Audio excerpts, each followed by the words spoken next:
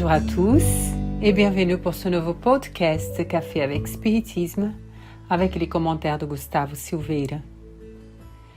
Combien de fois avez-vous entendu des propos tels que « ça ne sert à rien de faire la charité dehors si tu es une personne dure et froide à la maison » ou encore « ça ne sert à rien d'aider les gens là-bas si tu oublies d'aider ceux qui vivent avec toi ». Je l'ai entendu plusieurs fois.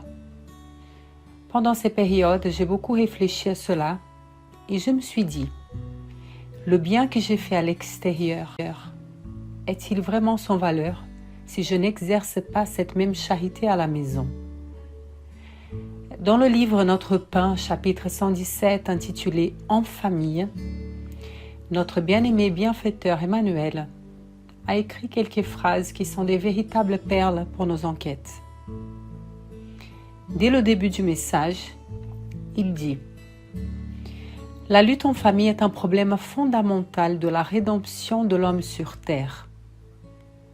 Comment pourrions-nous être le bienfaiteur de 100 ou 1000 personnes si nous n'avons pas encore appris à servir 5 ou 10 individus ?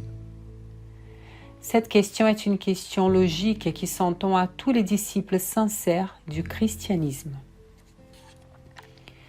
Bon prêcheur et mauvais serviteur sont deux titres qui ne vont pas ensemble. Et à la fin du message, insiste encore sur le même point en disant « Il est impossible d'aider le monde quand nous ne parvenons pas à être utiles dans une petite maison, celle où la volonté du Père nous a placés à titre précaire.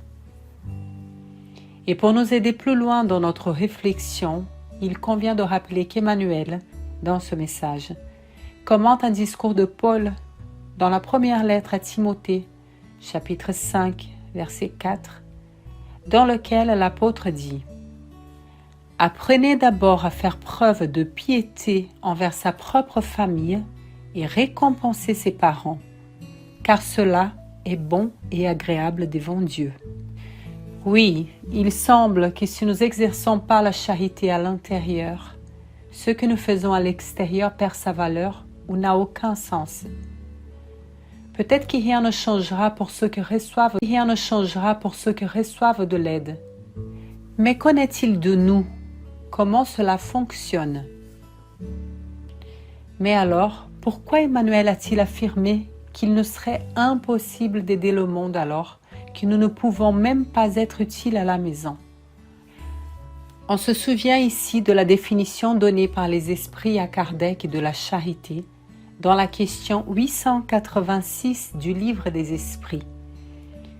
La réponse disait « La bienveillance envers tous, l'indulgence envers les imperfections d'autrui et le pardon des offenses. » Telle est donc la définition de la charité, telle que l'entend Jésus.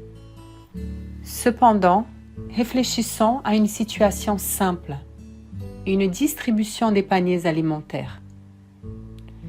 En bon chrétien que je suis, j'y vais pour distribuer le panier. Je rencontre quelqu'un, lui parle quelques minutes, lui accorde toute mon attention, puis lui donne le panier et part. Ai-je réellement fait la charité? Peut-être que quelqu'un de plus audacieux dira « Mais bien sûr, vous avez livré la nourriture, écoutez, prêtez attention. » C'est un bel exemple de charité. Mais pendant ces quelques minutes où j'étais avec la personne, je peux peut-être assumer une personnalité qui n'est pas vraiment la mienne, n'est-ce pas? Vous voyez, nous ne disons pas que c'est mauvais, même pas que j'étais truquée là à l'époque, que ça me pénètre profondément. Ce n'est pas toujours faux, car c'est peut-être juste que j'essaye d'être qui je veux être, mais je ne le suis pas encore.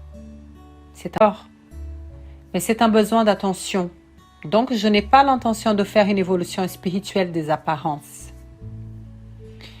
Comment alors puis-je savoir si la charité que j'ai fait là-bas est en fait une charité?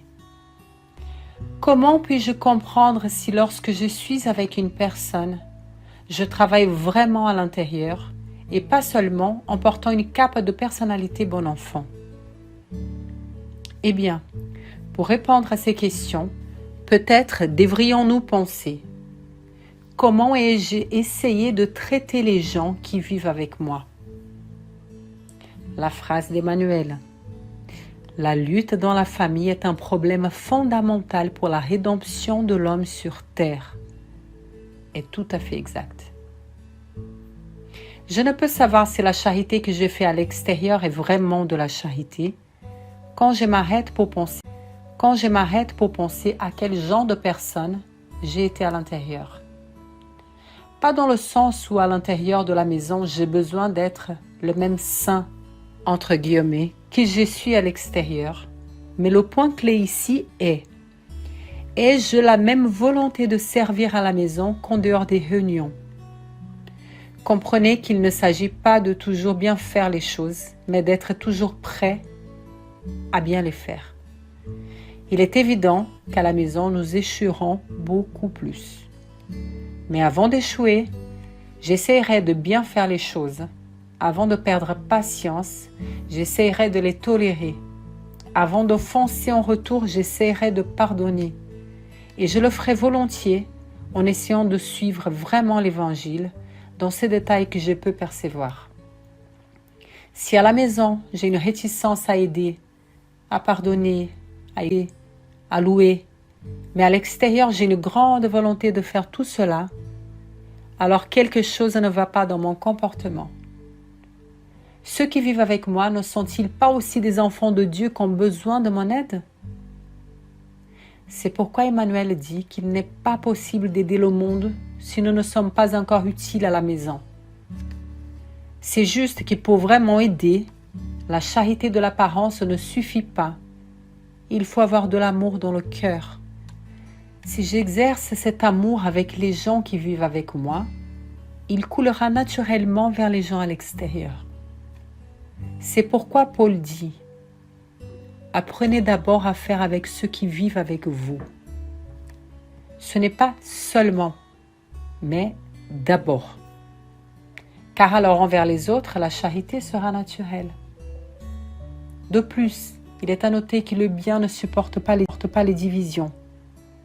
Soit la charité est pratiquée dans son intégralité, soit nous courons un grand risque de ne pas faire qu'une tâche caritative qui répond aux besoins matériels, mais n'apporte pas un vrai réconfort moral pour moi ou pour ceux qui reçoivent la charité.